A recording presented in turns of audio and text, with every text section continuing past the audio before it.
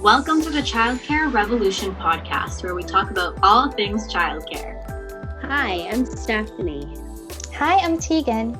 Hi, I'm Patricia. We acknowledge the land we are meeting on is the traditional territory of many nations, including the Mississaugas of the Credit, the Anishinaabe, the Chippewa, the Haudenosaunee, and the Wendat peoples, and it's now home to many diverse First Nations, Inuit, and Métis peoples. We also acknowledge that Toronto is covered by Treaty 13 with the Mississaugas of the Credit. So now that we are a podcast with more than one episode, we have housekeeping items to discuss with you. First, we wanted to thank everybody that has sent us messages of support and feedback. We've had a few people ask us to put the podcast on Google Play or on Apple Podcasts. We would love to do that, but because it's just the three of us and we're not super tech savvy or have lots and lots of time, in a future plan, not for now. But we hear you and we want to try to support you to get our podcast the easiest way possible. Bear with us. The other message that I wanted to highlight was from Jillian. I don't know her last name because she doesn't use it on social media, but she's this awesome early childhood educator that I met because of the podcast. We started sharing the podcast on groups on Facebook and she reached out to me and now we've been chatting. She said something that I thought was really awesome, was that she thought that we sounded natural and authentic and like real people. I was like, that was our goal. Has nothing to do with not having a studio. Or real microphones. Woo! Yeah. So thank you, Jillian.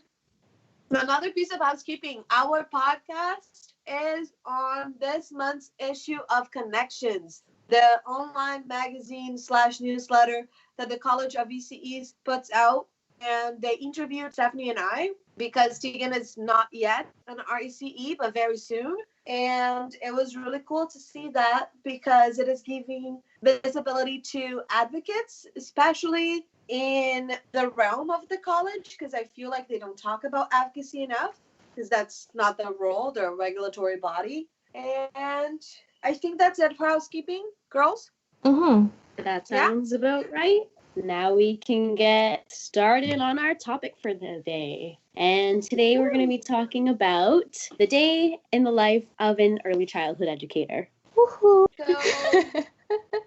we don't work in the same places, so we don't have similar routines. And childcare across Ontario is very different. So our thinking is that Stephanie's going to talk about her day, and then I'll talk about my day, like the different sections, and then we'll compare and contrast, right? Yep. And I can talk about my placement experience or from my supply job, not as an ECE, though. Absolutely, though, 'cause that's very important to know, too, because you also work at different childcare centers, right? And like Stephanie is not even in the city of Toronto, so she has a whole different ballgame going. Oh, yeah. York region is its own thing. So I'm going to start with describing my job. I work in a preschool room. Preschool ratios are 1-8. I work with 16 preschoolers, but in our room, we are very, very fortunate to have 3 RECEs, including myself, and 1 assistant. What we do is we rotate our shifts. One of the ECEs is always 7:30 to 3:30, and then there's one from 8:30 to 4:30, and one from 10 to 6. And our assistant always closes with whoever's closing. That impacts my daily life a lot. The time I go to bed, the time I have to wake up. And my childcare center is located inside a public elementary school, and it's a not-for-profit organization. I think that's a pretty good description. Stephanie? For me, I work in a for-profit center with an infant room, a toddler room, a junior preschool room, and a senior preschool room. I was a part of the senior preschool room with 24 children in it, and I was the only registered early childhood educator in that room. I worked along 2 ECAs, so early childhood assistants, and it was always a crazy day in that room because these super preschool rooms are, there's like no words for them. They're very wild and a lot of fun, but a lot of work at the same time. We would all do shifts. So we'd have stagnant shifts, and I was a 9 to 6 shift. So I would always be closing for almost a full year and without any variation in that. So that's basically how my center ran. And then, yeah. Tegan, do you want to describe your experiences? So I supplied for lab school and a small childcare center. Both of them are licensed, non-for-profit programs in Toronto. So for the lab school, there's an infant room, a toddler room, and 2 preschool rooms. The other center is smaller with 1 infant room and 1 toddler room only. As a supply staff, I usually get called to work at short to very short notice because they only let me know when they need me, right? So usually when staff members get sick or for some other reason they cannot come to work on the day. And in the summer, I'm usually fully booked ahead of time to replace someone on a vacation. And luckily, I've had a chance to be part of most of the work that an ECE would do. For example, interacting with children in a meaningful way, scaffold their learning, do observations and pedagogical documentation using tools like Hi Mama or Story Park to communicate with families, preparing the room or the playground, implementing curriculum. The only thing I don't normally do is program plan because I'm obviously not there permanently or on a regular basis enough for me to keep track of the children's progress. And that's why I'm really excited to fully be an ECE after I finish my degree program. That was my experience. Were you, Tegan, in a position that you were, quote, another body in the room, unquote? Yes, I was counted towards a ratio. Yeah, you were counted towards the ratio, but you were extra. Yeah. Okay. Yeah, extra support. Okay. Question, Stephanie, what did your planning time look like in that center? What planning time? No, I'm being serious. What planning time? I wish I got planning time. I laugh because it sounds better than crying.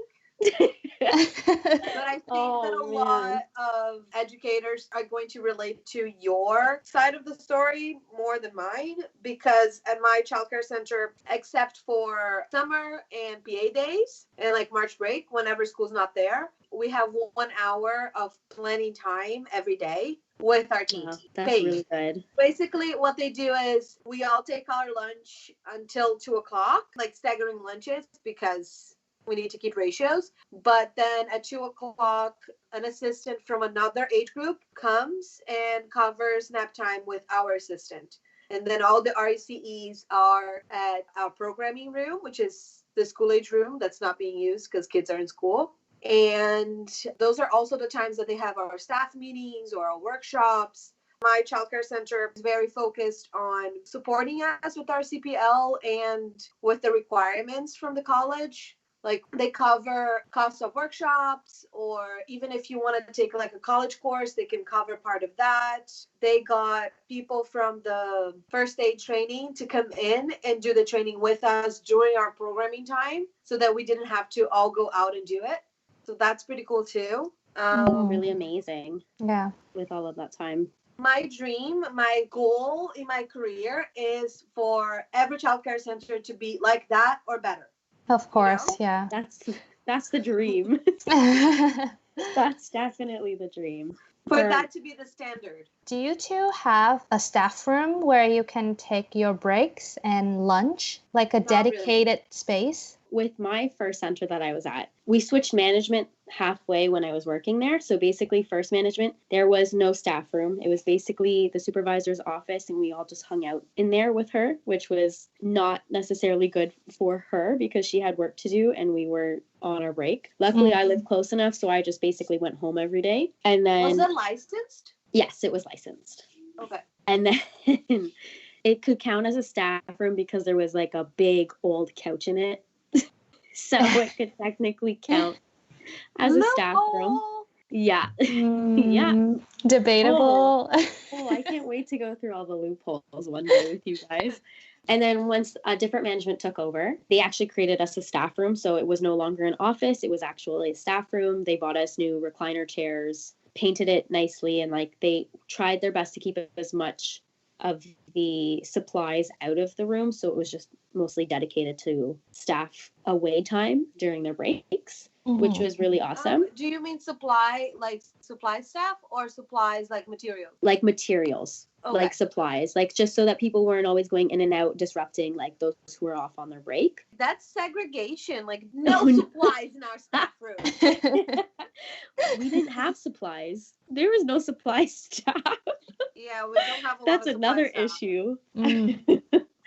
But yeah, so that was basically what we had, which was really great. It did help a lot in comparison to the last time when you were either just hanging out in your classroom all day or you need to leave in order to do that type of stuff. But yeah, I got to see two different types in the same place. What were your duties like? Because I know that because there's so many of us in my room, I say so many because 4 adults in a 16 preschool room is a lot of us. It's a very unique situation. Yeah. But like, were you in charge of the cleaning, in charge of programming, observations? Like, was all of that on you because you were the only RCE? Okay, so there was, oh my goodness. There's so much that's hard to cover in just like one sitting.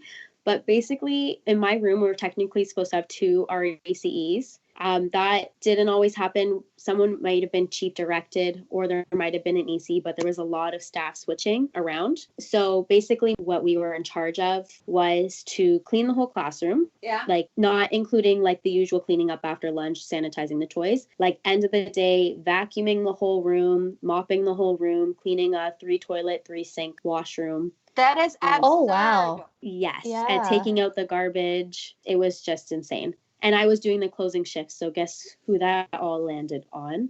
Yay. Oh, wow. Question. This is How so much were different. you making an hour? At first I was making 20. And then by the point of it, I got so fed up, I asked for a $3 raise. And they gave it to me. And then I quit a month later because no money could make it worthwhile. Yeah. You know what? Like 20 and 23, unfortunately, that's on the high side. Yeah. I was Right? like, wow, 23 an hour. Am I really going to give that up? And then I meanwhile going home in tears every day. I was like, yeah, I don't think it's worth it anymore. I'm laughing because like the pain, not laughing because it's funny, you know? When we were at the Women's March this year, one of the chants we were doing, I don't know if you were near me when we were doing that one, Stephanie, but Lisa and I were chanting something like ECEs need money so ECEs can have some babies, like something like that. I remember that one. Oh my gosh, like most ECEs care for other people's children and cannot afford to have a family. That's so sad. Yeah. It's so true. And then on top of it, like you're exhausted when you come home. So yeah. It's a lot for sure. Okay, this is coming from someone who didn't get programming time. Did the programming time make a difference in your day? Absolutely. Because before that, I supplied for a really long time at a big corporation. And I loved the people that I worked with. I loved the children. But the other aspects of the work were just not what I wanted for my career once I became an RCE. To be honest, 1 daily hour of planning time with your team, which is very rare because most people who do have planning time, it's like they have half an hour on Tuesday and their partner has half an hour on Wednesday. It's something like that. Yeah, it's not cohesive enough. Yeah. 1 hour a day sometimes doesn't feel like enough. No. You know, for us, like mostly uninterrupted. Like there's 29 of us, a little less than that because it was just the RCEs, but there's all of us in one room. So there's noise, there's parallel conversations. I am most of the time to blame for the parallel conversation. Because for us, like our daycare, our childcare center, I'm just like Stephen Latche, our childcare center, because there's so many of us, like they try to put at least 1 extra person per room, like above what's required for ratios. We have a lot of assistants. And they try to give hours to those assistants and to other ECEs who work split shifts. So there's a lot of them that like sanitize the toys or do our dishes or things like that. So it's not up to us. And the RCEs in my room, we do programming, the program plan. Our center has monthly calendars. So that's a lot of work. We do the observations, setting up the room, and then meeting with parents, meeting with admin. Like there's all of that. Like that's more us. Of course, we still do cleaning of disinfecting because it's there. We do it. Right? Like that's part of being an educator, I think. I think we're people who are very like, I see something that needs to be done, I just do it. I agree. Like, for instance, with me, I came from a background of like supplying in lab schools. So I was very used to having programming time, making sure you're doing your documentation, setting up the classroom completely. And then coming to this type of center where it's not expected of you. So my expectations were very, very high. And it was like I had to keep compromising things that shouldn't have been compromised to begin with. Like activities being set up for the kids based off of observations and their interests. That should have not been compromised. Doing documentation, doing their nippissings and things like that. That was stuff that like wouldn't get done. And it's something that as educators, we're supposed to be doing. We know it's important. Yeah. Yes. Like obviously nippissings are like a little controversial, but in terms of what the ministry is looking for, that's something that needs to be done. It needs to be done. Especially like I don't do AQI, but the lab schools I was in followed AQI. And then you come to York Region, there's no standards whatsoever. So I was following that type of standard in a sense, obviously not to a T, but as much as possible in the opportunities that I could. That's part of what our duties are too, is keeping up with AQI, documentation. I'm a big fan of documentation. I love taking pictures of the children. Last year, I bought for myself for Christmas like a better camera because we only have like a very small, simple camera at the center and we don't do pictures with our phones. So I got myself a better camera. And then when I take it to my childcare center, it's basically just for my center. I switch the SD cards and use the daycare one. Just so that I can have a little bit more quality. And then there's like other things that come into the routine that come more sporadically. Sometimes you don't think about it, but like just thinking of the feeling of being in the planning room, I was like, oh, we are always calling people for after fours and special programming. We're planning parent events because those are part of the requirements for AQI. And it's all really stressful. Parent events always stress me out. And this year, the preschoolers that we had, their families, they showed up. We had 2 parties before we closed. One was on the week that we closed. And there was 14 out of 16 or 15 out of 16 families came. How amazing is that? That's amazing. That's like super dedication. Right? Like it melted my heart. And I always make sure that I catch everybody's attention. And I'm like, we're just so thankful that we are here. And when I'm saying that to the parents, they're all looking at me like parents, children, grandparents. My heart feels like it's going to fall out of my mouth.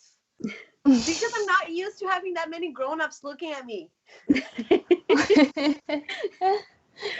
Not when they're like above 2 feet tall. Yeah. That's amazing. Definitely engaging families is another huge aspect of being an ECE. And as much as it can be time consuming, takes a lot of effort to organize events, to maintain the communication with families, it may require you to stay after working hours, but it can be really rewarding. For one of my courses, I've had a chance to visit a community childcare center where the staff has done an amazing job to involve families in the program in meaningful ways. They would have monthly potluck or family gathering events where they showcased and discussed children's learning stories with the families as a whole. The families actually took initiative and made like a donation box where they anonymously donated resources to give Christmas presents to the children in need in the program. That's so sweet. So sweet. Such community. Yeah. That's beautiful. Sadly, this is what it's all about. Right? Yeah. In childcare, there should be a lot of community involvement. Like for us, because we share the space with the school, during the school day, we only have half an hour a day that the playground is ours. But that's not enough time outside, right? Oh. So usually we would go for community walks. And one thing that we love to do, and we did it last year we got to do it to all 16 families. This year we didn't get to all 16. We would walk to every child's house. Aw. Because our daycare has a catchment area. So they're all within walking distance. And it's also like a great way for us to practice our walk for the summer, because we do a lot of trips and field trips for the summer. Mm-hmm. And then our... Sorry, guys. Stephanie's making faces at me on the camera. And then we'd practice long walks. But that was pretty cool to see the kids like starting to understand direction, understand their neighborhood, names of street, and what were the things that we're going to see on our walk today. Like, I loved that. Walks can be really stressful with 16 kids, but I miss them. Stephanie and Tegan, what would you say would be the favorite parts of your days as childcare staff? For me, I think it'll always be the interactions with the children, the time that I spend with them, because I feel like sometimes as a support staff, I got caught up in so many other things than children. Yeah. So yeah, children, my favorite part. They are. Yeah. Even as a not support staff, like as a main staff in my room, I sometimes felt like, oh, we're getting so caught up in this. And like last year in November, they painted our room. So we had to take our whole room apart and put it back together. So stressful. Like, it felt like the putting it back together took months. And then it was like, I don't remember where I put this, or where did this end up? And then months later, we found stuff. And I'm sure that when we go back and we have to remove a bunch of things from the rooms, we're going to find stuff. Again, yeah. Stephanie, what about you? Kind of going along with both of what you guys are saying. For me, it's the opportunity to build those relationships with the children. The amount of laughing I did with my kids was incredible. They were the best souls I've ever met, and ones that I will never forget. Honestly, I think one of my favorite things is really using my skills and my talents and using their skills and their talents to create a classroom that is best fit for everybody, and just trying out different things and seeing what works and what doesn't work. And from that, you just watch everybody grow and learn. And it's one of those experiences that you'll never forget. Like, for instance, for me, it was redesigning the classroom to fit the needs of different children, and just seeing how you change a space and how much that can affect their learning, their overall being, is incredible. So giving them those spaces to hide, giving them those spaces to be loud, and giving them the spaces to have privacy is so important for them. And those were some of my favorite moments of the day, is just getting to see who they are, and the way they interact with their environment was probably the best thing.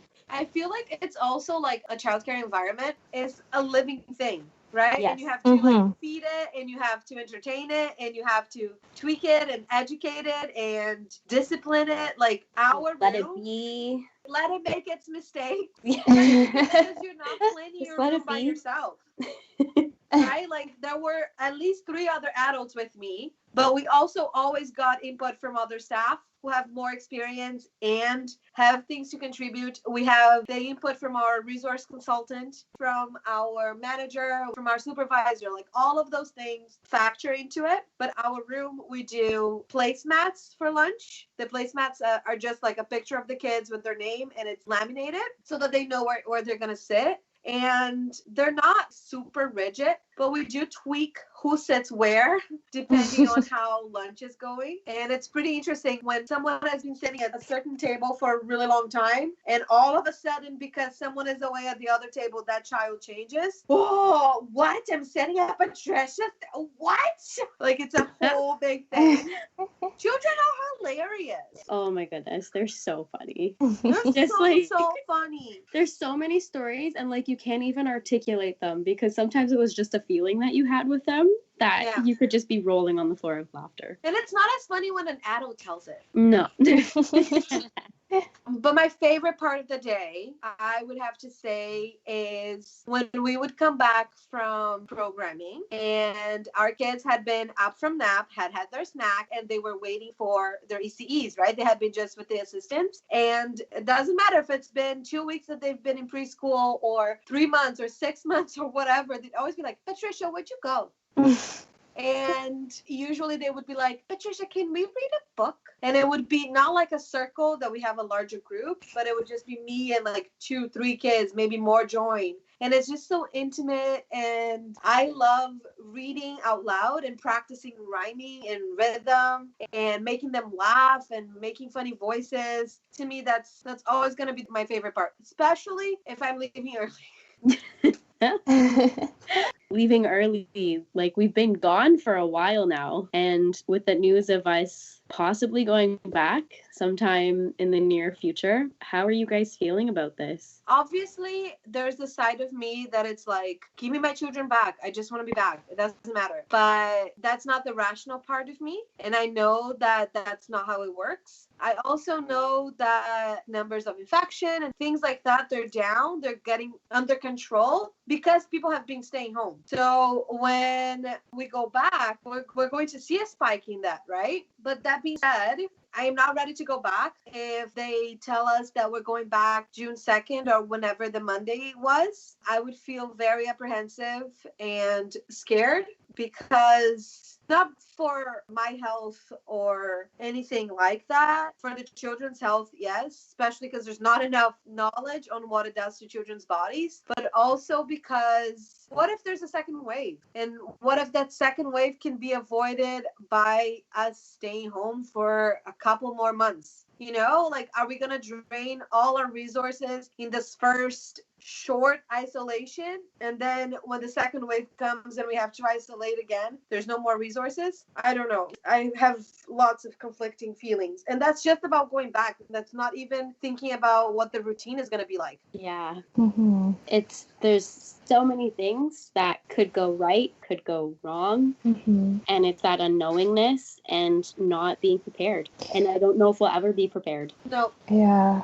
We can try to be prepared as much as possible, but we're not going to know until we go and we see if people are getting sick or dying, which is terrifying. Yeah, I feel like this has always been a dilemma. Like, as an educator, we do want to see our kids, we do want to see the families, but then there's a huge lack of knowledge, as Patricia said. And I feel like there should be more partnership between childcare programs and public health to have like a health and safety protocols so that we feel more confident doing our job. I think those guidelines are going to come. I think that's part of what Minister Lache was saying. But did you hear what he said, though? He said that they're going to be doing it with health officials, and they've consulted individuals at Sick Kids Hospital, which is amazing, which is awesome. But they don't work in a childcare center. I think there are RECEs that work at Sick Kids with the children that stay there for long periods of time. Obviously, that's not the same.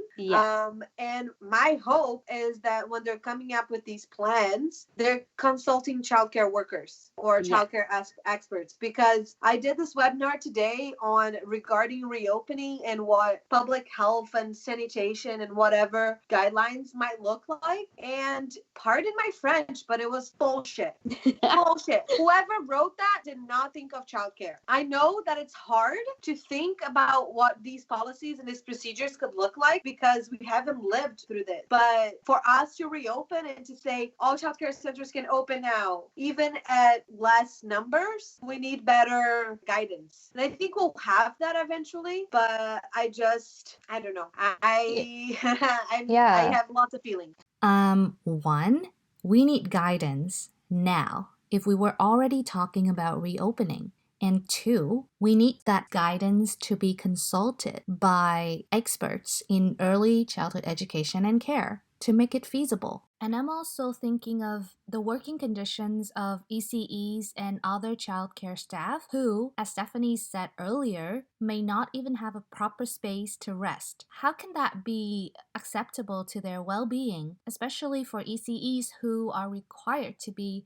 physically present and mentally present to the kids in their care? And once we do reopen childcare, the needs for physical space will be even higher because we have to do social distancing and all that. I believe all those conditions have to be reassessed before we can be ready to go back. So at the other center that I worked for, not the lab school, we didn't have a staff room either. We're located inside a hospital. We serve hospital staff. So we would either chill around the hospital's food court or in the laundry room. A 6 by 6 feet laundry room. Yeah. We don't even have a laundry room, girl. Which is so many issues, so little time. Like a lot of It's so sad. like things that I'm thinking about going back. It's like we're gonna have to remove a lot of materials, for example, from room. No more carpets, no more textiles, because those are things that are harder to sanitize. Are we gonna be closing drama centers? I don't know. Plastic toys again. Yes. So I've had a chance to review all health and safety guidelines for reopening childcare, which we don't have yet in Ontario. We have guidelines for emergency childcare. But yes, nothing that cannot be sanitized and avoiding group play. So no group sensory bins. Yeah. Well, on the webinar that the ACO did last week, that we were talking to emergency childcare providers, they showed a few pictures and children were doing sensory, but they were like, each one has their bucket and nothing can go from one bucket to the other. No cross-contamination, basically. Yeah. But how difficult is that to implement in a toddler room or an infant room or a preschool room? That's one thing. But you know what I'm scared of the most is, okay, not just necessarily what the kids are doing, but for instance, staff having to clean full centers and they're not properly trained in cleaning, cutting corners, because we all know that childcare is a very hard thing to profit off of. And there's a lot of for-profit industries out there. Not necessarily all of them, but there are a few that don't necessarily follow proper protocols. I've been in those places before, and that's the thing I'm terrified for is cutting corners. Like not doing proper laundry, not doing proper sanitizing, not having the time to do it. That's what I'm really worried about. Is it because they're not licensed? They're all licensed. These are licensed childcare centers. Oh boy. Yeah. But there are some things, and this is coming from a place of just like not knowing. Like I know you're in Richmond Hill, so I know it's a different thing, but like my friend works at a private for-profit childcare center in Toronto, and they don't have to follow basically anything. So I'm wondering, are they licensed and just not subscribing to AQI? Like maybe they don't accept subsidies? I'll do some research on that. There's also a lot of like places in Toronto that they don't follow AQI and they don't care to follow AQI, but they don't care because they would rather profit. And if they're getting clients, like they're getting people to come and bring their children here to pay money. Yeah. That's why I'm using the word client. Well, then they're gonna not that AQI is honestly assurance of actual quality. Yeah, but it helps. It does. I would rather have a standard than no standard. Yeah. I think we've planned for an episode just talking about those kind of lists and standards and things like that. Pizzazz. But it's also like, what is it going to look like if my room is only allowed to have 6 kids?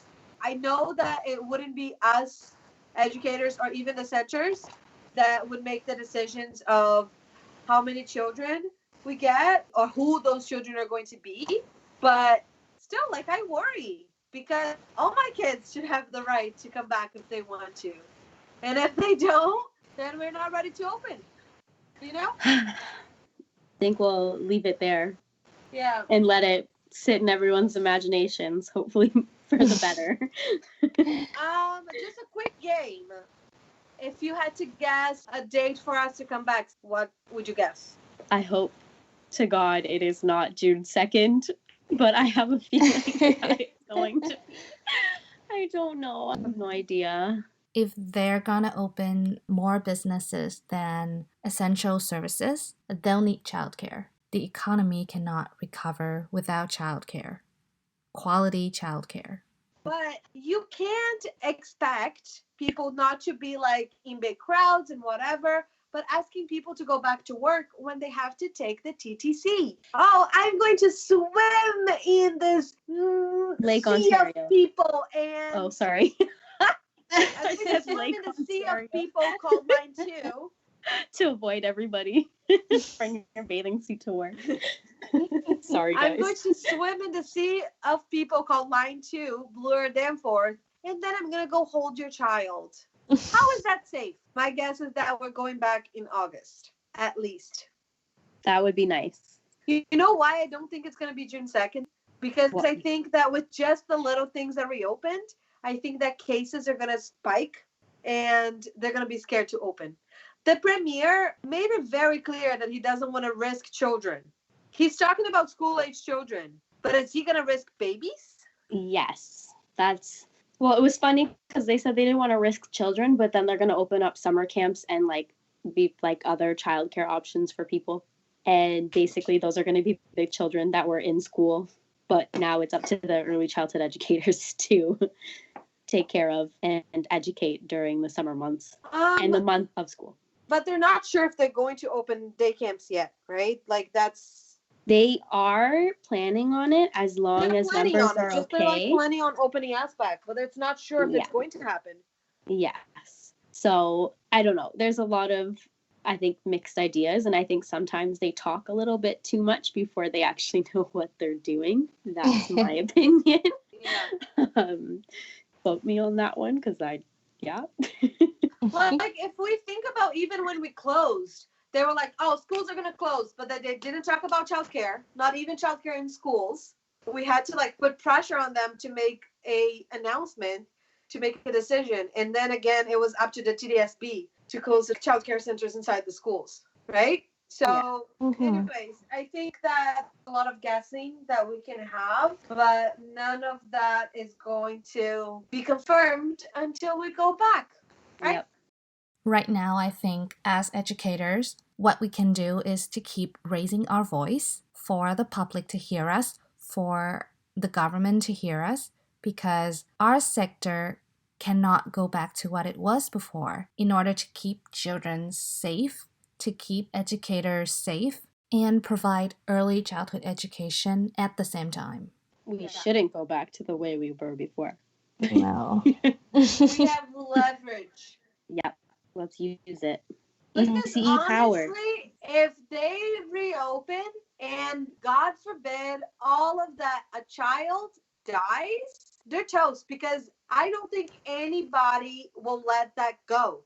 Definitely a lot to consider, and by no means we're underestimating challenges of families having their kids home and not being able to work, but to reopen childcare, it needs to be thorough planning and communication between different stakeholders. For example, different level of the governments, public health, Toronto Children's Services, early childhood education and care experts, and childcare programs. It really cannot be just up to childcare programs to have all those important decisions that will affect children's lives, because educators are not specialized in assessing or diagnosing children's symptoms or using PPE or anything like that. We need help. We need support. We need health and safety guidance. Right? Like I don't know. But anyways, I think Stephanie has a childcare story to share with us from a listener, which I find very fancy. Send us your stories, please. childcarerevolutionpod@gmail.com. You can also send them on Twitter at CCRPod or on Instagram as well. Or if you have us on Facebook, you see us on the groups. Yes, please. We want to know. Please. We need a laugh every once in a while. Because, we're in some weird times. So send us your funny memories or just ones that will brighten the day. Those ones are awesome too. Anything. But basically, this one comes from Carla from Early Learning Foundations. You can find her on Instagram. And her story is, I was explaining to a student what endangered means because of a bear in Italy that's endangered. And they said, oh, like the unicorn. Absolutely. I don't see why not. It's so sweet. It's so pure. Oh, The logic is incredible. Thank you, Carla. thank you, Carla, for sharing that story. It gave us all a great laugh. We love it so Carla. much. It's also the kind of thing that like all three of us have access to the Instagram and the email. So eventually we all get to the story and see it separately and find it sweet separately. If you don't work with children, you don't know what you're missing. They're the best. And that's a great way to end. Yeah. Children are the best. Thank you, For everybody. listening. Thank you for listening. Thank you for listening. We will talk to you soon. The Childcare Revolution podcast would like to remind our listeners that we are not affiliated with any universities, colleges, associations, or institutions. Just a couple of passionate educators speaking some thoughts into the air. Thank you for joining us. Please like, follow, and subscribe to listen to more episodes of the Childcare Revolution. Follow us on Instagram, Twitter, and wherever else you can find. And send us stories and comments and feedback. Bye. Bye. Bye-bye. Bye-bye.